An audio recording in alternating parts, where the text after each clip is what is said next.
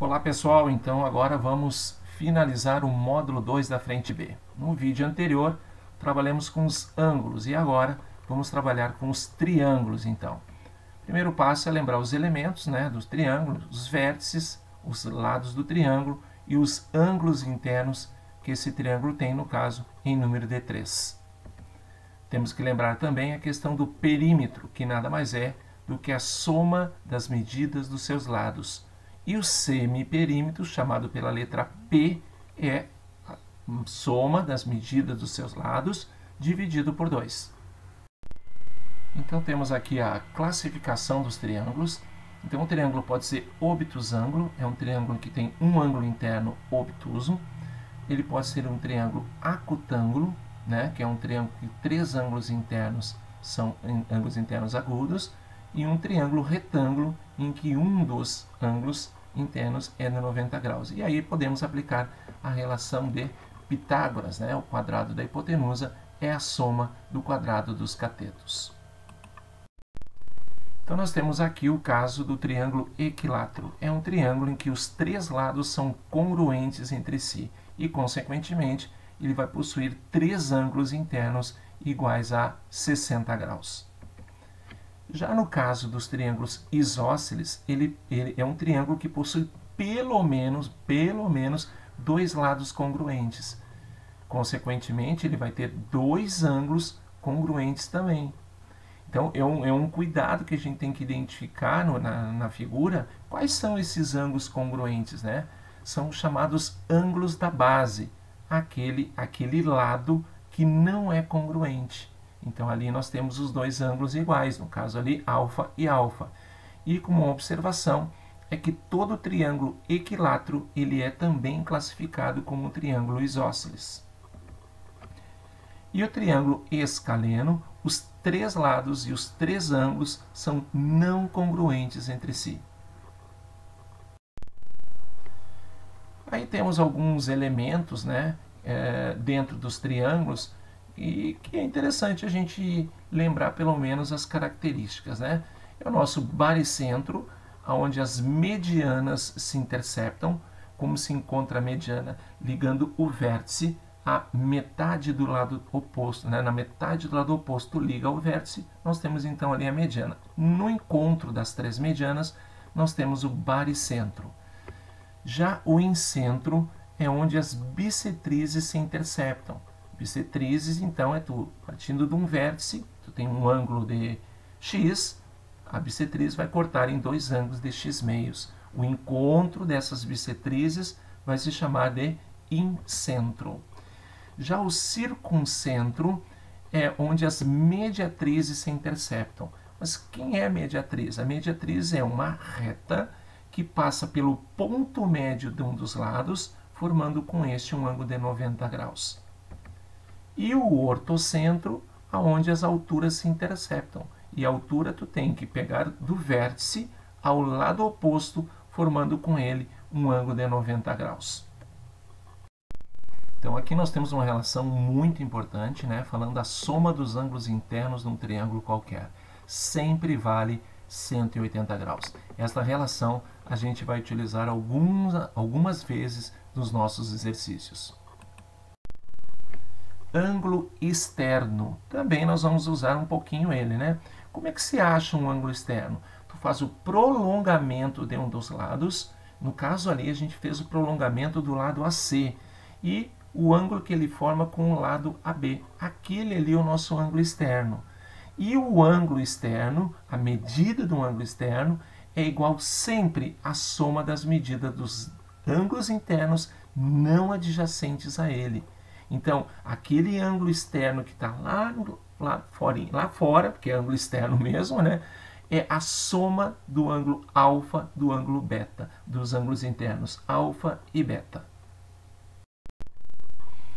Então, aqui nós temos um exemplo, que fala que nós temos os ângulos A, 2A, B e 2B, representam as medidas em graus dos ângulos assinalados. Ele pede a medida do ângulo X. Então vamos lá, com muita calma, resolvendo esses exercícios. Então, o primeiro passo, a gente lembra que Aquele ângulo 2B, ele tem no triângulo pequenininho ali embaixo o oposto pelo vértice, correto? Ó, olha ali, olha quem apareceu, o 2B. Ele é oposto pelo vértice, portanto, eles são congruentes. O ângulo X, notem, ele é externo, olha a definição anterior, do triângulo com os ângulos 2B e 2A. Então, se ele é externo, então significa que o X é a soma dos dois ângulos não adjacentes a ele, ou seja, o 2B mais o 2A. Aí a gente já criou uma primeira equação. Agora vamos analisar o triângulo obtusângulo, com os ângulos A, X e B. Notaram? A, X e B.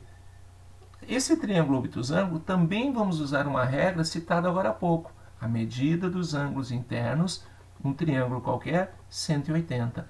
Criamos a segunda equação. Notem que se nós multiplicarmos a segunda equação por 2 e adicionarmos a equação número 1, nós vamos eliminar as letras A e a B. Portanto, ficamos apenas com o x. 3x igual a 360, o x, portanto, 120 graus. Outra parte interessante para a gente também é desigualdade nos triângulos, que também, essa segunda relaçãozinha ali, que é a B, já teve questões do Enem. Então, o que a gente precisa saber? Sempre, dados dois lados de um triângulo, a medida é diferente. O maior lado sempre opõe ao maior ângulo. Então, aqui no nosso exemplo, o maior lado é o C e o maior ângulo vai ser o ângulo C. Mas a relação mais interessante é esta. Em todo triângulo, cada lado é menor que a soma dos outros dois. Pegue só essa relação. Não precisa olhar aquele módulo que está ali embaixo. Não, não, não. Pegue só essa relação. Todo triângulo, cada lado é menor que a soma dos outros dois, correto? Pense isso, que alguns testes a gente vai precisar trabalhar com essa definição, portanto, aí. E olha quem que vai aparecer agora. Considere um triângulo com todos os lados medem números inteiros. Um lado mede 3, o outro mede 5, e quer saber quantos possíveis valores para o terceiro lado. Então, vamos lembrar que os lados do triângulo são 3, 5 e o x, que nós temos que encontrar. E que em todo triângulo, cada lado é menor que a soma dos outros dois. Então, vamos anotar as três relações. Cada lado é menor que a soma dos outros dois. Então, 3 é menor que 5 mais x. Isolando o x, fica maior que menos 2. 5 é menor que 3 mais x. Isolando o x, é maior que 2. X é menor que 3 mais 5. Isolando o x, já está isolado, né? X é menor que 8. Então, dessas duas últimas relações, concluímos que o x tem que ser maior que 2 e menor que 8. Né? E, portanto, quem são os valores maiores que 2 e menores que 8? O 3, o 4, o 5, o 6 e o 7. Portanto, é a letra E. Aí questiona, por que não usou a primeira relação? X maior que menos 2 eu não posso ter, então, alguns resultados sendo negativo. Né? No caso, maior que menos 2 seria o menos 1, o x seria 0, e aí não pode assumir valores com essa relação de x maior que menos 2, correto? Então, nessa questão, ele fala que o triângulo PMN ele é isósceles, né? E a base é MN. Né? Então, a gente já identifica ali essa relação que M e N são congruentes. Né? Outro detalhe importante que a gente tem no próprio desenho é que N mais 115, notem, no vértice N, N mais 115 igual a 180. Então, o N é 65. Ora, se o N é 65, o M também é, porque ele é isósceles. Agora há pouco a gente leu essa informação no enunciado. Ele é isósceles. Portanto, sabemos que o M é 65, o N é 65, e nós sabemos que a soma dos ângulos internos de um triângulo sempre vale 180. Então, M mais N mais P, 180. Isolando o valor do P, com os valores de M e N já encontrados, encontramos então um P igual a 50. Nessa questão, ele fala sobre um triângulo ABC exibido na figura, seguir o AD uma bissetriz, importantíssimo, do ângulo interno em A, e o AD igual a DB. Quer saber esse ângulo interno A? Se ele é uma bissetriz, o AD é uma bissetriz, então ali a gente já tem, se eu chamar o ângulo do vértice ADA, já temos o A meios e o A meios, correto? Porque ele é uma bissetriz. Então dividimos o A em dois ângulos iguais. Se o AD é igual a DB, portanto o triângulo ADB ele é isósceles. E se ele é isósceles, os dois ângulos de base, o B e o A meios, eles são iguais. Olha o que a gente vai tirando. Olha aí, olha, são isósceles. É esse triângulo indicado aqui. Bom, a soma dos ângulos internos de um triângulo qualquer vale sempre 180. Então, se a gente pegar esses três ângulos assinalados e adicionarmos o 60 com o A meios mais A meios que dá A, mais o ângulo B, ele dá 180. Né? Como o B é A meios, está lá em cima informando que B é A meios, então nós concluímos que o A vai dar 80 graus. Importante, uma questão muito interessante, mas é uma questão que tem que tomar muito cuidado com as definições que a gente tem aí. Então aqui nós temos o caso, né, já indicado que AD, BD e BC todos iguais a 1, a gente já colocou na figura. Né? Nós temos então a indicação que deu um ponto que está sobre o lado AC, então coloquei ali. E lembrando então, com essas relações os triângulos ABD e BCD, eles são isósceles. Então se eles são isósceles, começamos no triângulo ABD, os dois ângulos de base têm que ser iguais e eu chamei os dois de alfa. Notem ali, ó, alfa, correto? Já no triângulo BCD, ele é isósceles e os dois ângulos de base, quem são os ângulos de base? Olha ali quem são, o C, né? Então eles são congruentes também. Bom, beta, ele é externo do triângulo grande, portanto ele é igual a alfa mais o C. Esse ângulozinho agora aqui, ó, esse ângulozinho, notem, ele é 180 menos 2C. Onde eu tirei essa relação? Do triângulo BDC, BCD, correto? Agora, sabe que alfa mais 180 menos 2C mais beta é 180. Então, como beta é alfa mais C, então nós colocamos nessa relação e no final a gente vai só desenvolvendo, eliminando a letra C e ficando apenas com alfa e beta. Já nesse caso, nós temos um triângulo MNP, os ângulos 80 e 60 já foram dados, então 80 e 60 já foram dados, então aquele ângulo N é 40, perfeito? Soma dos ângulos internos, 180 graus. Traçamos duas bissetrizes, as que eles pediu para traçar. Na primeira bissetriz, o 40 dividimos os dois ângulos de 20 graus.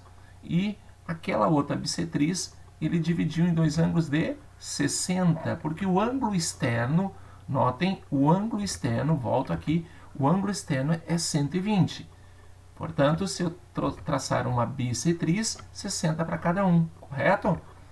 Como nós queremos achar aquele pontinho de interrogação lá em cima, vocês notaram que formou um triângulo com ângulo 20, 120 e ponto de interrogação.